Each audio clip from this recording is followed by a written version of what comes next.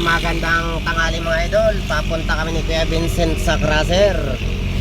Kakarga kami ng graba 3/4. Nakapag-diskarga na kami ng white sand. Ngayon graba na naman.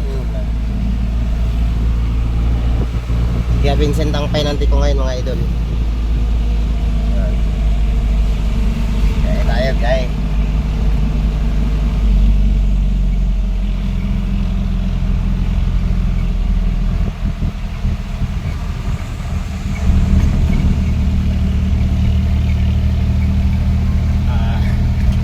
Naka-extra na naman tayo mag-drive.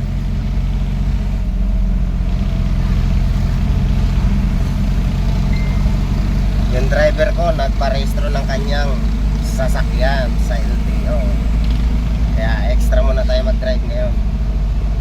Kumuha tayo ng pahinante si Kuya Vincent.